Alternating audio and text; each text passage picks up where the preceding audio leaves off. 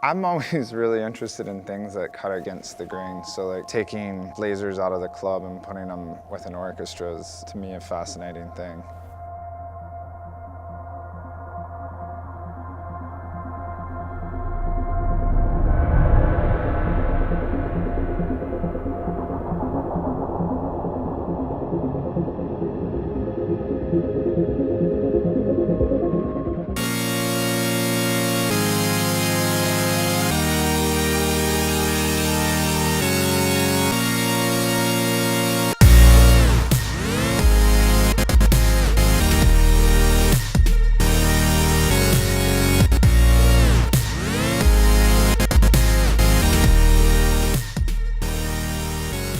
Today we're going to be going through piece by piece. We're probably not going to be running a whole lot. I want you all to get used to the lights, get used to the lasers.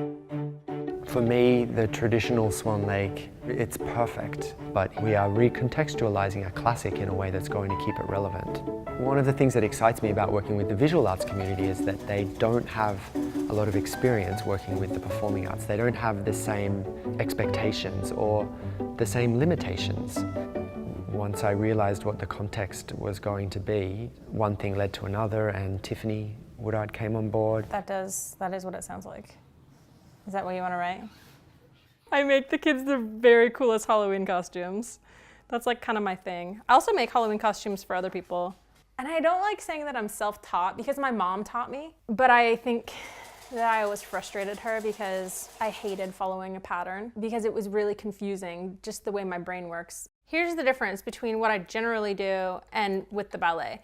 Generally, I'll come up with the inspiration and then I'll just dive right into it. But with this, I made these sketches, I turned them in, and then the ladies in the costume shop like magically just made it all happen. If I were making it for just a costume, there's lots of things that you would sew, but then there's also lots of things that you would glue. I mean, I've stapled in the past, but you can't staple a ballet costume. There's no way. They don't use glue. That was made very clear to me. They do not use glue at all. But you're wanting to kind of emulate a neck, like a swan neck. And like a beak. But this part? This would be the head. Okay, so it's okay if that's a little bit wider. Yeah. Okay. Yeah. And then I can put some googly eyes on here too. It's been a little bit intimidating to kind of have to like rise to like a very professional level because the ballet costume shop is legit.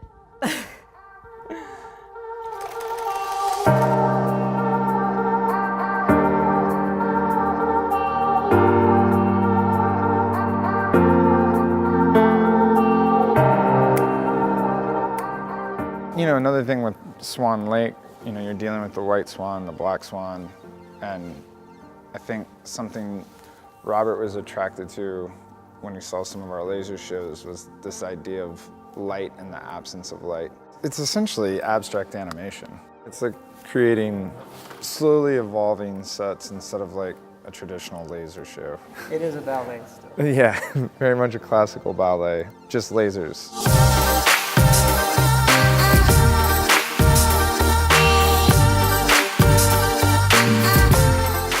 For a really long time, since the 60s, lasers, laser light, laser technology really has been a symbol of the future, a symbol of science fiction. And the way that the movement of the lasers is an extension of the movement of the dancers was astounding to me.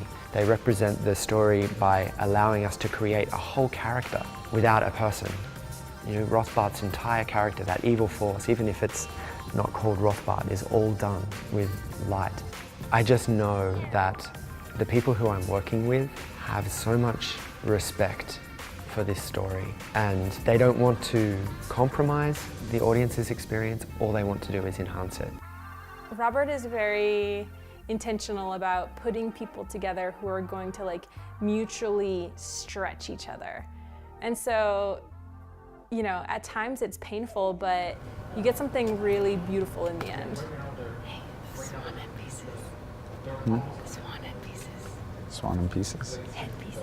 Oh yeah, they look good. They look really good. They look like punk rock swans. Ryan is such a huge champion of mine. He convinced Robert that Robert needed to hire me, that Robert just could not possibly live without me. Having two people in the same household who are working on the same project, it's been really intense. Right now, Ryan and I are like ships in the night. We're lucky if we get to see each other. I think Ryan and Garrett are working really long hours. He's like a machine. He doesn't stop. I don't know how he does it. I take like 4 naps a day.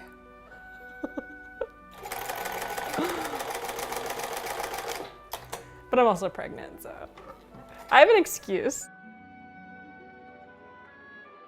My number one priority as a leader in the arts is to create the profound belief that ballet is a contemporary art form. No other dance form can do what ballet dancers can do. They don't need to use words, they can express a story through their bodies. And so when I take on a production like Swan Lake, respecting that tradition, pushing that tradition, using that tradition and sharing that tradition with this community and beyond lends itself to a wonderful experience for an audience member on the night.